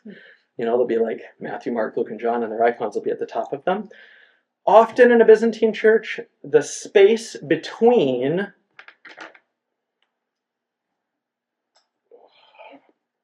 this is going to get really mathematical and nerdy for a second. But the top of the top of 4 pillars is a square. But the shape of a dome is a circle. Right? And so you have to somehow make the transition from square to circle, and it leaves these funny shaped, almost like a piece of cloth between these. And these, does anyone know what these are called? It's a wonderful word. Squinches. Okay? These 4 squinches present a really lovely surface on which to do 4 icons of the 4 evangelists. Right? Literally holding up the dome that Christ is depicted in, right? And usually the apostles are upholding as well. Or not the apostles, the prophets. Making clear that Christ is the one of whom the prophets spoke. Okay? So, related to the 4 evangelists, if you have any extra domes, you usually depict perhaps the apostles, right? The 12 apostles is a popular one. Perhaps you move into the festal cycle and you start depicting the feasts. What it all ends up doing, what it accomplishes, is it makes a cosmos, it makes a universe, right? A solar system, if you will, in which Christ is the primary star around which all these other things orbit. Right? This was so obvious, the ancient mind, when you read descriptions. They're like, I walked into the church and here was the whole of the heavens depicted. Christ the sun, the Theotokos, the moon, a light to guide us by day and night, and all of these other constellations around him. It's what is understood as the heavenly register of the building. And here, Ruth, is where you will be vindicated, because we're going to talk about vertical space for a moment. Okay, we talked about this space, which is the top-down view. Now we have to talk about the floor up. Okay, here's the entrance to the church, right? You have an altar here, you have a high dome here, right? You have other side domes. Let's make this the narthex, right? It's where you come into the church. Here's the altar. Here's where the people stand. Okay, you have Christ up here. You have his mother up here. Theotokos. This, you can kind of divide this into 3 spaces too. This one, and floor level. What I just described was Christ and the Theotokos, and sometimes the apostles also kind of attaining to that register. When I talk about registers, I'm talking in an art analytical kind of way. That's what's known as the heavenly realm. Okay? Right below that, and what also reinforces that is, how do you fill blank space in an Orthodox church in the heavenly realm? What do you often see depicted up there? Cherubim sometimes. Yeah, you see angels and archangels holding things up and right, just kind of flying about, and you also see what else? If you have nothing else to paint, what do you see in the upper register of an Orthodox church? Usually on a dark blue background. Stars. Yeah, you see the beautiful stars painted against a dark blue background or a light blue background. Okay? So that's kind of the heavenly or the celestial realm. As you move down, there's a middle register, and this register is the festival cycle. This is where you see, usually in large mosaics in a Byzantine church, the major events of our salvation, right? The 12 major feasts, right? Depending on how much space you have. And you see that on here as well. You could see that actually the squinches on this church, which are at the base of the dome, they've used for festal icons, right? So you have the Transfiguration here at Daphne. You have the Annunciation. You have the Baptism of Christ or Theophany. And you have the Nativity, right? Similarly, down at Neomoni, you have the Transfiguration, the Annunciation. You have what's DC? DC is Descent from the Cross, right? So you have this next register down that has the events of our Lord's life, or maybe the events of his mother's life if they're looking for more subjects, and sometimes even the events of John the Baptist's life. Okay? Now we're firmly in historic time, but these are still divinely initiated acts, right? Whereas above, you kind of have the hieratic court of heaven, the unmoving, kind of divine-only things. Now, as you move down, you have these historic acts, but also acts that were divinely initiated, okay? These are the definitive acts of God for our salvation, all those things that have come to pass for us. Sometimes, and I just want to alert you to this, you'll go into a church and they won't have this space up high. They'll instead put it on the iconostas. We're kind of in between. We haven't painted a full program onto our walls. I imagine that in time, the lowest register of the sides of the church, right above the Bay of Lights, will be our festal cycle, and we'll put events from our salvation along there. Okay, and then you have what's at eye level, where the faithful stand, and what is usually depicted there? Martyrs and saints. Yeah. The choir of the saints. That's where the icon portraits of the martyrs and others are placed. We've already, I think we talked in another class about how, or another session of this, that great cloud of witnesses, right? Those that have gone before us, they're also the nearest to us in time and space. They serve as examples and encouragement to us to live that same life in Christ. It also makes sense that they would be the ones most immediately available for veneration, right? We can kiss them, we can walk up to them, we can pray to them, right, and ask for their intercession. Now, I'm speaking again in generalities. As soon as you declare it a rule, you'll find an exception. Okay, that's just how things work. But that should make sense to you guys. We talked about how we kind of have the four domes where the four evangelists are. Let's just give an example of what might be another appropriate place to put the four evangelists. The iconostas? Say more? The iconostas? And why would you put them on the iconostas? Where on the iconostas would you put them? It's where they are in our church. To the sides, I think. Aren't they to the sides? Mm-hmm. No. They're on the doors. Yeah, they're on the doors. Why would you put the four evangelists on the doors? Okay. They bring the gospel. They're their entrance into the. Where does the priest, if it's the priest serving without a deacon, where does he read the gospel from? From there. From the doors, from right there. So it makes sense. That's an example of the icon supporting the liturgical action that happens right there. It's the same reason that on the iconostas, frequently the doors, called the deacon's doors, have what depicted on them? One of two things. Angels. There's attending angels. Yes, either the angels that the deacons are an image of, going all the way back to Ignatius, right, serving around the throne of God, Baptist? or no, Deacons. Stephen. It's so, yeah, you see Stephen, you see Lawrence, you see, one of the Roman deacons or something like this depicted on the deacon's doors. It just makes sense. Isn't the Annunciation sometimes on the door? The Annunciation is usually on the holy door. It's either in place of the four evangelists Okay. or with the four evangelists. Why is that important? Why would the Annunciation not be in the festal cycle, or maybe it is too, but also on the doors of the altar? Well, that's announcing the good news. This becomes much more evident in Greek, actually. So, what's the word for the gospel in Greek? Evangelion? Evangelion.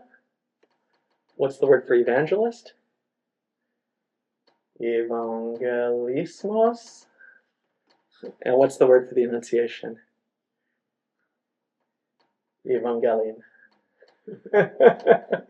Evangelion. Yeah. So, the words literally are cognate to one another, so it makes sense. But it's the beginning of our salvation, right? It's the telling of the first proclamation of the good news was to Mary, right? Behold, I bring good tidings, right? Good news, right? And so it would make sense that we would read the good news from the place it's also depicted. Yeah. All right. Where are we here? Okay, while we're on the subject of the holy doors and the iconostats, what else is usually depicted there? Let's draw our doors for a second. We've got the holy doors, right, in the arch. Okay, we got usually pillars and wall on the other side. Who is usually depicted where? The Theotokos is on the left of Okay. the door, Yep. and Christ is on the right. Why those two? Christ as God and Christ as man. Say it again. Christ as God and Christ as man. Close. Yes. I would argue that Christ is Divine. always man as well, right? Second person of the Trinity is fully God and fully man, yes. So oops, I got that one. I was thinking of not thinking what I was doing. Okay. I think we often miss the significance of this because we think, oh, it's an icon of the Theotokos and an icon of Christ. But Christ is also in this icon. So what are they instead icons of? If it's not icons of persons, what are they icons of? Icons of time in which he appeared. Yes. Say it again and explain what you mean. It's icons of his first coming and icons of his second. Yes, it's the icon of his first coming, in the flesh as a child, and the icon of him yet to come, right? And When he returns in judgment. as a practical matter, the deacon will reverence the Theotokos. Yes, when he says those prayers. Yes, When it he says does those serve prayers, both purposes. He does it to Christ when he's But- doing those prayers. But then what is the theological significance of placing his first and his second comings on either side of the holy doors? What do we do through this door? Eucharist. We bring the Eucharist. We partake of communion with God. What is that saying? We're between Christ's first coming and second. Yeah, all that has occurred for us and for our salvation, and all that will occur, occurs between those two things. And that is, again, reinforced in the prayers, because we talk in the pre-communion prayers about being granted joy at Christ's two comings, right? At his first and his second. It's really interesting how that works. All right, so you've got extra space on your iconostas. Maybe you've already put the four evangelists, you've got the Annunciation, you've put the Last Supper up here, Theotokos here, Christ. What do you put on these ones? These other ones. We've already talked, maybe you have deacons' doors. The forerunner. Okay, so John the Forerunner does show up sometimes. Yeah, see them. In our church, John is over here. Okay? Why would I did it, why would I put John over there? I was the programmer at our church. Surprise, surprise. Why would I put John there? That's actually usually the spot on the right side of Christ that you put the patronal icon. So in our case, that would be St. Nicholas, or the church, or the icon of the resurrection, or the empty tomb. Why did I put John there instead? Anyone know? It has to do with these. Because he is after this. Nope. Remember I said how you can develop a program this way, or this kind of Basilica Church? Christ and him coming again is kind of our central icon there. And so I already had the Theotokos here, and I added John here. This assemblage where you have Christ, the Theotokos on his right. It's not up there, sorry, I left it there. I think we used to have it up there. Christ with John on his left and the Theotokos on his right is another icon known as the oh my gosh, I can't spell this. There we go. It means supplication. Okay, you often see the two of them praying to Christ from both sides, and it's often in a Russian church or a Slavic church way high up on the iconostas, maybe in the 3rd register or the 4th register. We don't have a tiered iconostas, so I thought, but here's an opportunity to have it nonetheless, so I put John on the right. That meant that St. Nicholas, our patron, who would usually be there, is moved over here, which actually works out very conveniently, because in a lot of Slavic churches, if he isn't the patron, he's put there anyway. Because the Slavs just love St. Nicholas. Okay. So that's how it worked out. Now we don't have deacon stores because we have constricted openings. We actually have icons of the archangels that would fit on deacon stores, but they're so narrow we're going to have to wait until we build out the iconostas to add them. Okay. So we already talked about what the purpose of the iconostas is. So let's bring this all together to show how the church and its liturgy serves to orient us in space and time. We enter the church on any given day, and what do we encounter? We walk into a church building and we encounter, first of all, the icon of the patron saint, right? We come in the back door. We learn whose church it is, right? Whose protection and prayers the community enjoy, and we add our prayers to theirs, right? We enter further, and we enter into what is, in no exaggeration, a full universe composed beneath and around Christ. Here is Christ in the central dome, the ruler of all, the one of whom the prophets speak, and his mother, like the sun and the moon, greater and lesser lights illumining all time, and around them lesser constellations, the apostles and martyrs. We learn of the great events of our salvation, those things that have come to include even us into this well-ordered whole. And we see all those who have gone before us, right? In the distant past and in the recent past. And then we are invited to partake of the same gifts made possible by the one sacrifice of Jesus Christ, which lays on the altar before us. But there's the horizontal dimension as well. Because while we know that we are made for the food upon that table, right? Upon the altar, we're made for fellowship with God and communion with Him. We also know that we were made to eat of the tree of the fruit of life. But we also understand that the doors to paradise have been closed, right? Because of our own sin. Exile characterizes our lives, which are lived outside the doors. And yet all of the things we must do to respond to all that has come to pass for us lies between us and communion. Namely, death with Christ in baptism. Here's another thing we didn't point out. Where do we baptize? Right in the middle, right beneath that icon of Christ, right? Okay. Death with Christ in baptism, the acquisition of the Holy Spirit through chrismation, in order to reestablish that communion with God and with our fellow sojourners that surround us, right? Our fellow parishioners.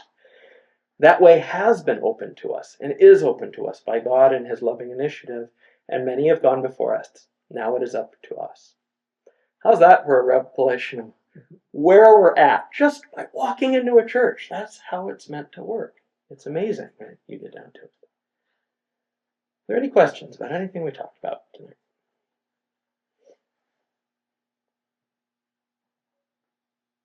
There's a lot to digest. hold on to these schematics and pictures. I think that'll be useful to us as we continue to go through this class. Also hold on to this packet. If we had had more time, or if this was a 3-hour-long class, which no one wants, we could have gone upstairs and pulled out some things and looked over kind of some of the material goods of the church. We may do that anyway, just later in the class. But read through this part. This is just the first part of her Isabel Hapgood's service book. The rest of it is taken up with the actual texts of the services. But I really wish someone had given this to me 25 years ago when I was an inquirer into Orthodoxy, because I had to find out a lot of these things on my own. And what's nice about it is it just gives you a basic definition of all of the physical things we use in the liturgy, and not just the week-to-week liturgy, but also the hierarchical liturgy as well. So if you've ever wondered the name about something, or the name of something, or why we use it, it'll at least set you down the path of understanding those things. If you have more questions, bring them to class and we'll deal with them, okay? We've got vestments in there as well. All right. Any other questions? All right, let's stand and pray. In the name of the Father, of the Son, and of the Holy Spirit. Amen. It is truly meet to bless thee, O Theotokos, ever blessed and most pure, and the Mother of our God, more honorable than the cherubim, and more glorious beyond compare than the seraphim. Without corruption thou gavest birth to God the Word. True Theotokos, we magnify thee. Amen. Go in peace, everyone.